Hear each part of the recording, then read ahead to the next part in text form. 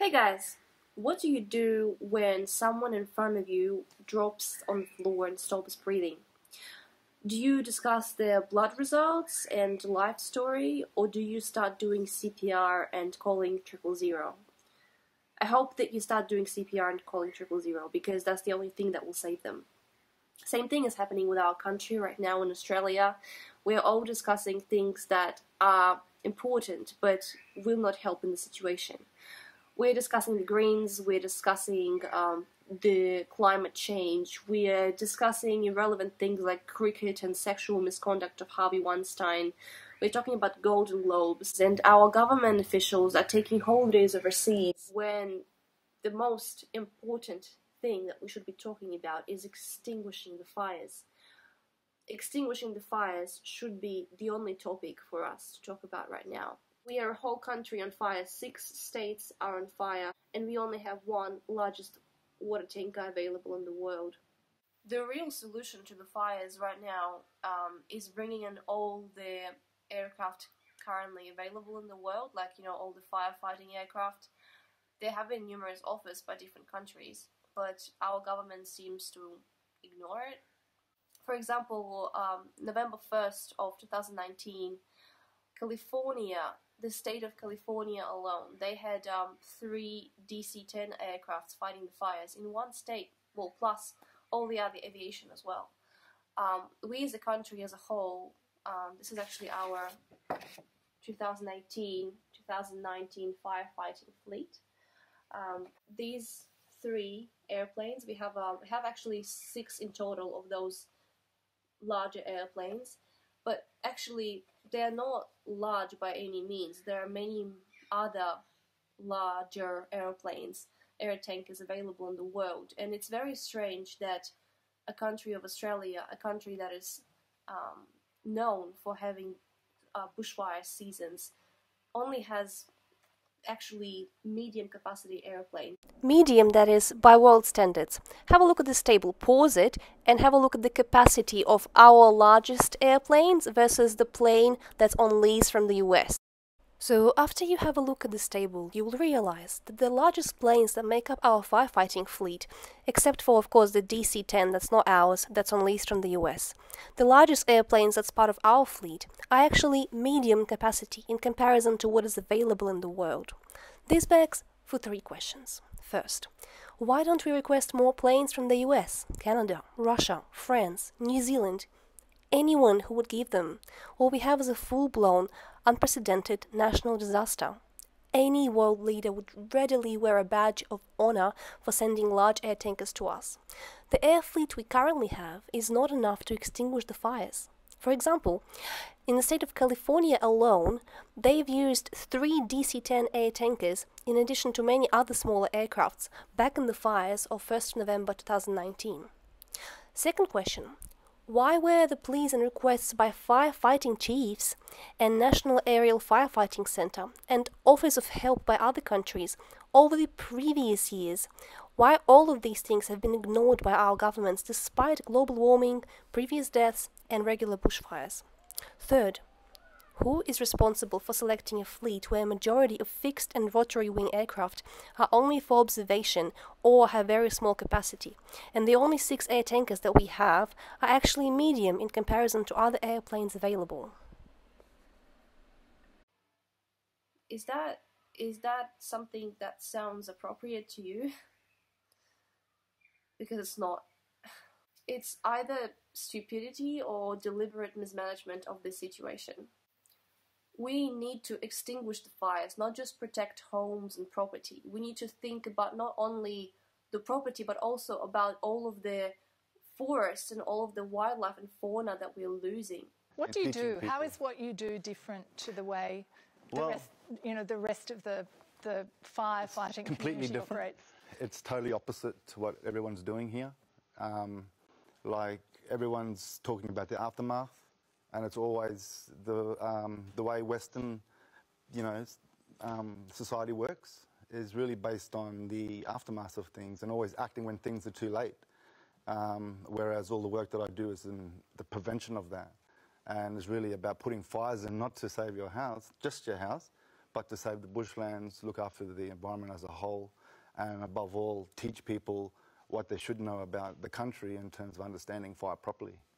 When you light a fire, how is that fire different to, say, traditional backburning? Firstly, the biggest problem in this country is that everyone's confused. And that's being done by different groups. Some people would go, oh, you know, like we call this a fire for hazard reduction. And then they'll say, oh, this is a fire for biodiversity. This is a fire for traditional burning that Indigenous people do. When in fact, there's only one fire, and that is the right fire. And fire for your country, your environment, and a fire that is there more frequently. And what I do with the burns that I do, I teach people in their own regions to read the country, understand the land, and be able to see the indicators and the signs on how to manage the country so we prevent wildfires.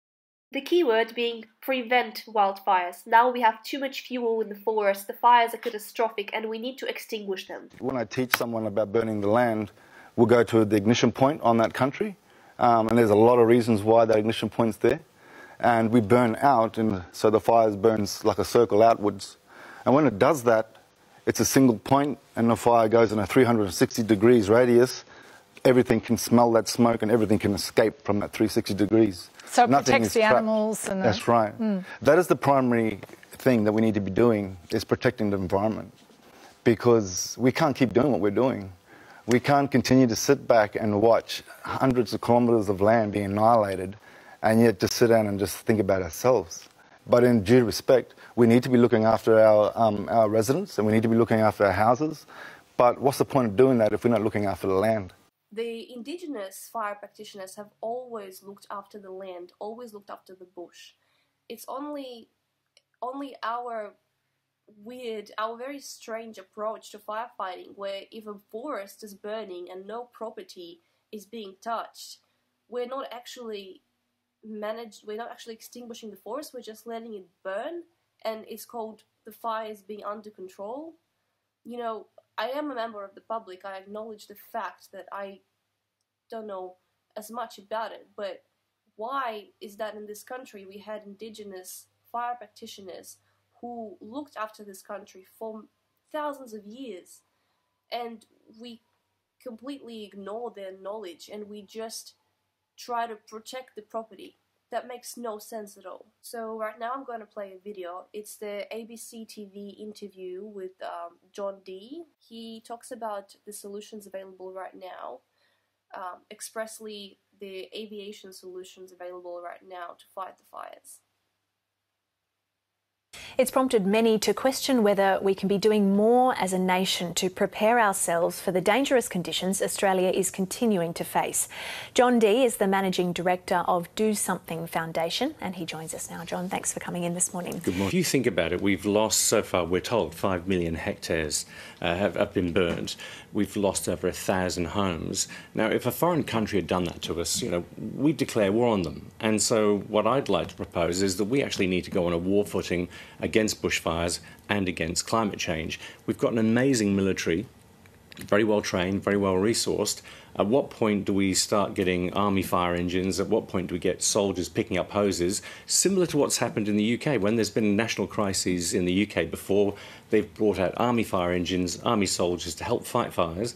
And I think at some point we need to provide backup to these volunteer firefighters because they really are stretched beyond belief. Because at the moment the Army is not necessarily equipped or trained to deal with these fires. They have been sent in somewhat, so the government announced this week that specialist defence personnel will be sent to advise at incident control centres around the state. What do you make of them playing that role? Well, the Army's doing a great job providing catering, logistics, transportation. They're doing a lot of work that they haven't really been given credit for, and so big thanks to them from people in the Blue Mountains. But at the same time, if you look at how we nearly got overrun in Blackheath and in Lithgow with those fires, I think Australians saw that these fires are something altogether different to what we've seen before. They're incredibly ferocious. The people on the ground that I've spoken to, the volunteer firefighters, have said this is like nothing they've seen before. And so I think we need to get more resources there. So, you know, in terms of, you know, can we get the Army to have fire engines? I mean, they already have trained firefighters in the Army, and they're very good at what they do. So why can't we involve them? in the current bushfires. And if you think about the aerial firefighting, a lot of the former fire chiefs are now saying to us, we need to roll out far bigger firefighting capabilities from the air. So since this interview was done, the ADF has provided even more support to the firefighting efforts as per their own news website. However, if you do look through the website, there is still no actual fire extinguishing support, no fire extinguishing efforts at all. Both the fixed-wing aircraft and the helicopters and the Navy, they're all doing supportive actions, the logistics, the reconnaissance, etc., the rescue, but they are not doing anything to do with extinguishing the fires directly. And yet, when you look at it in detail, I found just by speaking to the US Forest Service that they have 8 firefighting planes that are designed to be available within 24 hours, and they confirmed to me in writing this morning that the Australian government hasn't even asked them if we can borrow those 8 firefighting planes. When you look at how short we are on big firefighting capability from the air, why hasn't the Australian government asked for that? That's really basic stuff. Indeed, in the United States, I believe they've been retooling some of their planes for their own purposes because of their terrible wildfires over the past couple of years as well, and they've been transitioning some of that material from being in the forestry department, for example, to being equipped for firefighting capabilities. Don't we have the resources to do that here, even without asking for foreign help? Well, this is what doesn't make sense. We've got these in the Blue Mountains, of all places, at Richmond Royal Australian Air Force Base, we've got 12 C-130 Hercules cargo transport planes. Now, if you have a mobile airborne firefighting system, what the industry calls MAFs, they're from America. That's what the American government uses in those 8 reserve planes that they have. It only costs $4 to $6 million each to get those and put them into our Hercules planes at Richmond.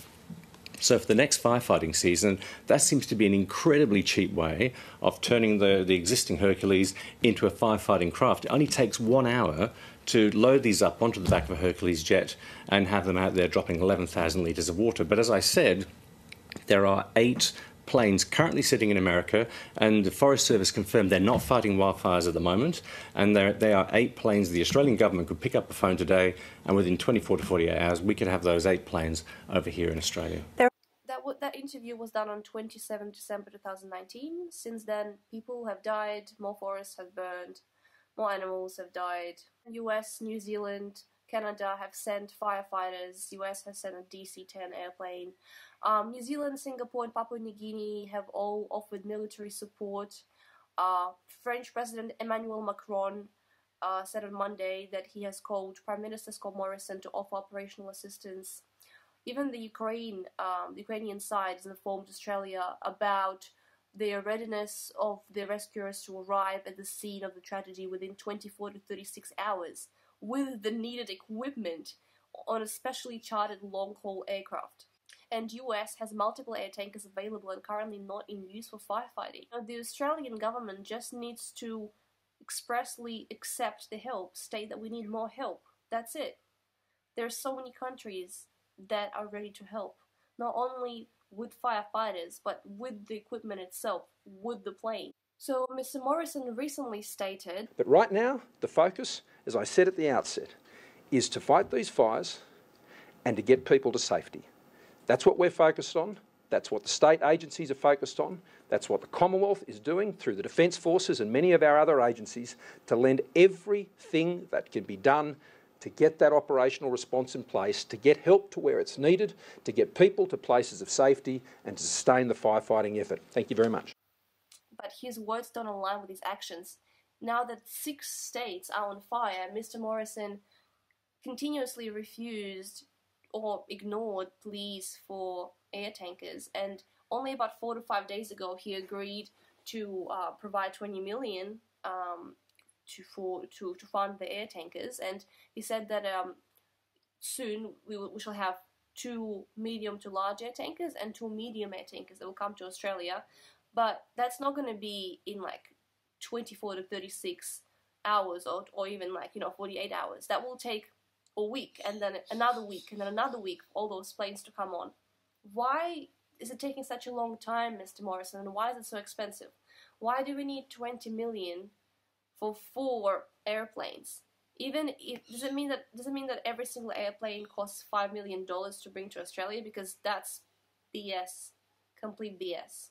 Now, even my own mother, she let me show you her post. So she's a former airlines owner and director, so she couldn't just stand by. So she contacted different agencies around the world, and she was able to get through the disaster management agency in Russia, and she secured an option of lease of a couple of large airplanes all by herself. You know, you don't need to be a prime minister of the country to do that. You can be just a member of the public, but only the government can actually accept that help. She's been trying to contact so many relevant people. It's all in her post, as you can see. And even through the efforts of one person trying to contact a foreign agency, it costs about 1.5 million for the wet lease of each airplane. So if one person was able to negotiate that price, why is our government unable to negotiate more planes for $20 million? Where's the money going, Mr. Morrison? But you know, our opposition leader is no better. Anthony Albanese, he stated that there is a need for leadership and that this is a national emergency that is enormous. But where is his leadership? You know, he continues to endorse all mining actions, and he states that there is no contradiction between that and acting on climate change. And he's actually not doing much as well to bring some real solutions to fight these fires. So, you know, both parties are just failing. This whole situation sort of became a political football where everyone's just trying to prove to the public how good they are, and, you know, just show what they're doing by shaking everyone's hands and trying to hand out sandwiches and food and clothing to the bushfire victims. But no one is actually doing anything to stop the fires. We're just taking care of the aftermath. We're not doing much to prevent, to stop, to be proactive. Let me just fix my camera. That seems to work, hopefully. Back in 2009, during Victoria's fires, 173 people have died. But before that happened, Russian embassy actually offered to send two of the world's biggest and most advanced water bombers, IL-76P, to battle the fires. However, the offer, which came from the highest level of government of the Russian Federation, was rejected, according to Russian embassy in Canberra. That's criminal.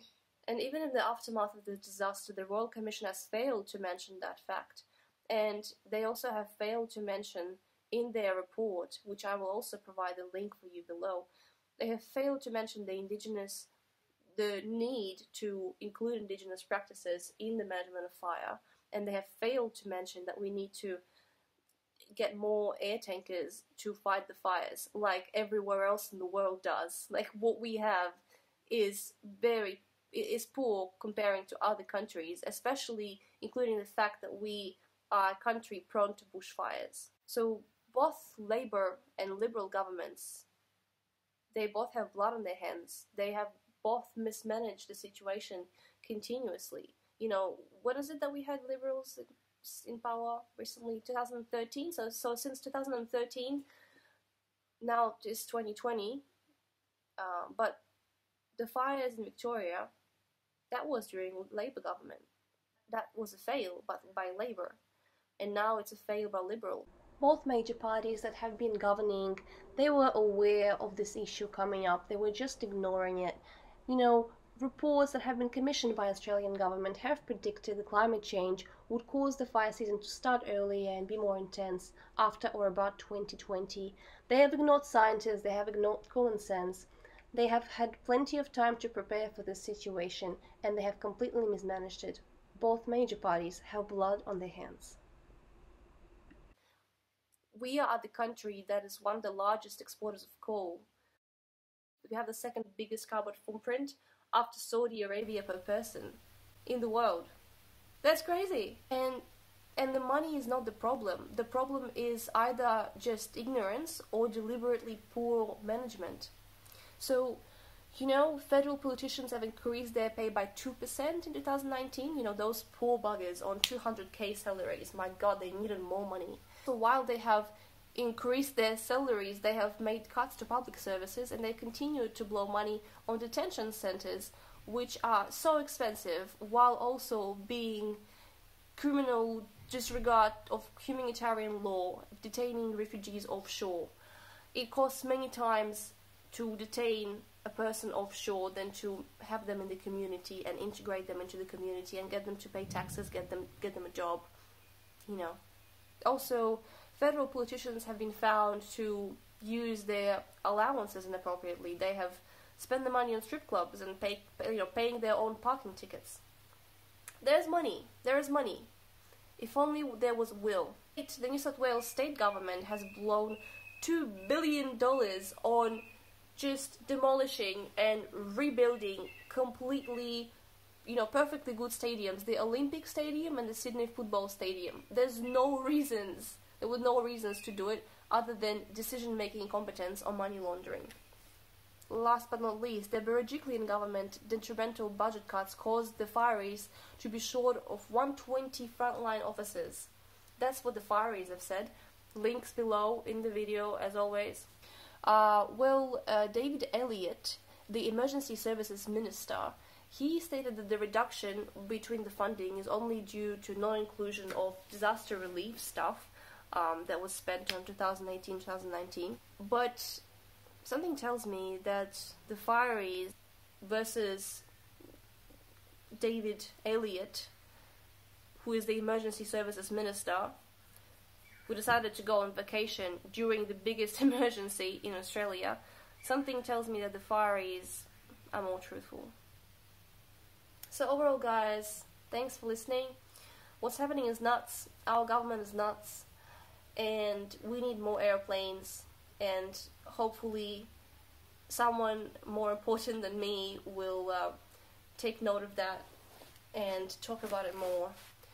Because that's what we really need right now.